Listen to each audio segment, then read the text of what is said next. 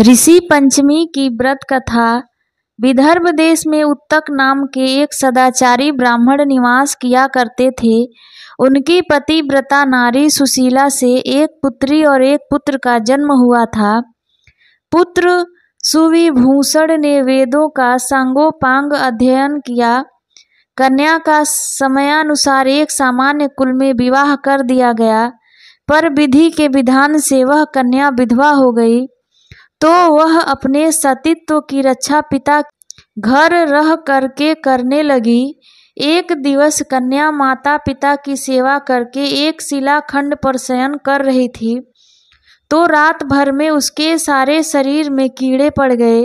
सुबह जब कुछ शिष्यों ने उस कन्या को अचानक इस हालत में देख उसकी माता सुशीला को निवेदन किया कि माता, गुरु पुत्री के दुख को देखिए। गुरु पत्नी ने जाकर पुत्री को देखा और अपनी पुत्री की अचानक यह दशा देख के नाना प्रकार से विलाप करने लगी और पुत्री को उठाकर ब्राह्मण के पास लाई। ब्राह्मण भी पुत्री की दशा देखकर अति विस्मय को प्राप्त हुए और देखी हुई तब ब्राह्मणी ने हाथ जोड़कर कहा, महाराज, यह क्या कारण है कि इस पुत्री के सारे शरीर में कीड़े पड़ गए? तब ब्राह्मण ने ध्यान धर के देखा तो पता चला कि इस पुत्री ने जो 7 जन्म पहले ब्राह्मणी थी, तो एक दिन रजस्वला होते हुए भी घर के तमाम बर्तन भोजन सामग्री छू ली और ऋषि पंचमी व्रत को भी अनादर से देखा। उसी दोष के कारण इस पुत्री के शरीर में कीड़े पड़ गए, क्योंकि रजस्वला धर्म वाली स्त्री प्रथम दिन चंडालिनी के बराबर व दूसरे दिन ब्रह्मा घातनी के समान व तीसरे दिन धोबिन के समान शास्त्र दृष्टि से मानी जाती है। तुम्हारी कन्या ने ऋषि पंचमी व्रत के दर्शन अपमान के साथ किए, इससे ब्राह्मण कुल में जन्म तो हुआ पर शरीर में कीड़े पड़ गए। तब सुशीला ने कहा, महाराज, ऐसे उत्तम व्रत को आप विधि के साथ वर्णन कीजिए, जिससे संसार के प्राणी मात्र इस व्रत से लाभ उठा सकें। ब्राह्मण बोले, हे सहधर्मिणी, यह व्रत भाद मास की शुक्ल पक्ष की पंचमी को धारण किया जाता है। पंचमी के दिन पवित्र नदी में स्नान कर व्रत धारण कर सायंकाल सप्तऋषियों का पूजन विधान से करना चाहिए।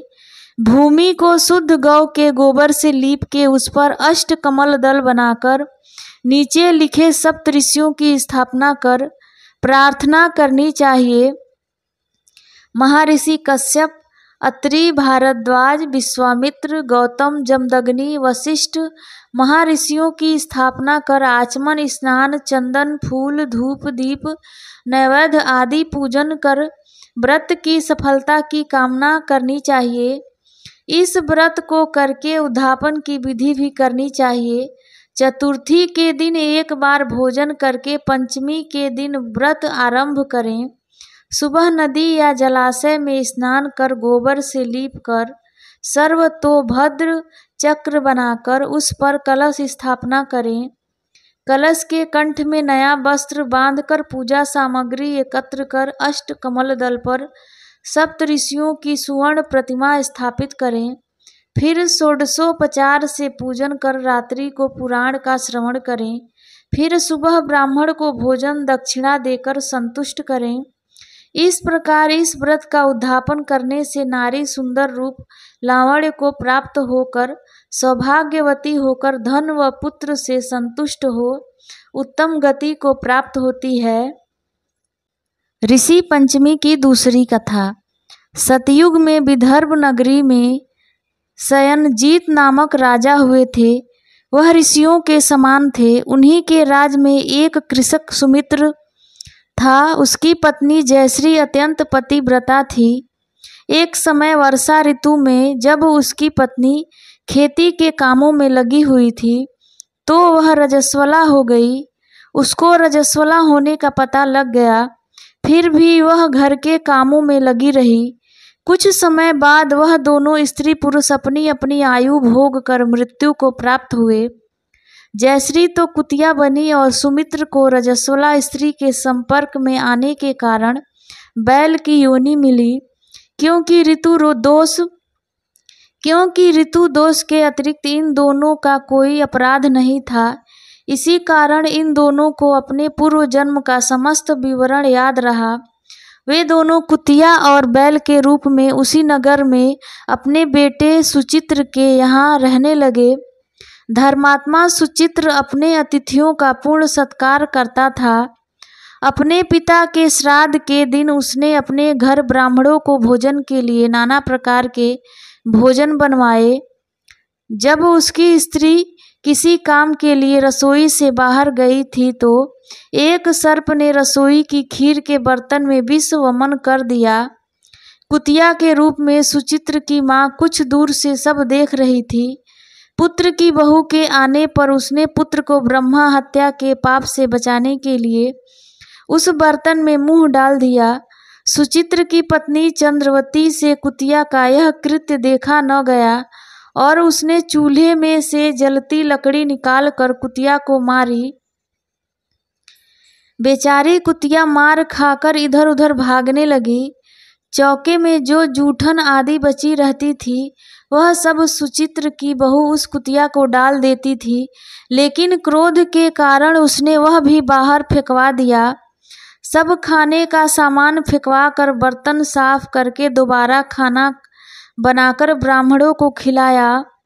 रात्रि के समय भूख से व्याकुल होकर वह कुतिया बैल के रूप में रह रहे अपने पूर्व पति के पास आकर बोली, हे स्वामी, आज तो मैं भूख से मरी जा रही हूँ। वैसे तो मेरा पुत्र मुझे रोज खाने को देता था, लेकिन आज मुझे कुछ नहीं मिला। सांप के विष वाले खीर के बर्तन को अनेक ब्रह्मा हत्या के भय से छूकर उनके न खाने योग्य कर दिया था। इसी कारण उसकी बहू ने मुझे मारा और खाने को कुछ भी नहीं दिया। तब वह बैल बोला, हे भद्रे, तेरे पापों के कारण तो मैं भी इस योनि में आ पड़ा हूँ और आज बोझा ढोते ढोते मेरी कमर टूट गई है। आज मैं भी खेत में दिन भर हल में जुता रहा। मेरे पुत्र ने आज मुझे भी भोजन नहीं दिया और मुझे मारा भी बहुत। मुझे इस प्रकार कष्ट देकर उसने इस श्राद्ध को निष्फल कर दिया। अपने माता पिता की इन बातों को सुचित्र सुन रहा था। उसने उसी समय दोनों को भर पेट भोजन कराया और फिर उनके दुख से दुखी होकर वन की ओर चला गया। वन में जाकर ऋषियों से पूछा कि मेरे माता पिता किन कर्मों के कारण इन नीची योनियों को प्राप्त हुए हैं और अब किस प्रकार से इनको छुटकारा मिल सकता है। तब सर्वतमा ऋषि बोले, तुम इनकी मुक्ति के लिए पत्नी सहित ऋषि पंचमी का व्रत धारण करो, तब उसका फल अपने माता पिता को दो। भाद्रपद महीने की शुक्ल पंचमी को मुख शुद्ध करके मध्याह्न में नदी के पवित्र जल में स्नान करना और नए रेशमी कपड़े पहनकर अरुंधति सहित सप्त ऋषियों का पूजन करना। इतना सुनकर सुचित्र अपने घर लौट आया और अपनी पत्नी सहित विधि विधान से पूजन व्रत किया। उसके पुण्य से माता पिता दोनों पशु योनियों से छूट गए। इसलिए जो महिला श्रद्धा पूर्वक ऋषि पंचमी का व्रत करती है वह समस्त सांसारिक सुखों को भोग कर वैकुंठ को जाती है।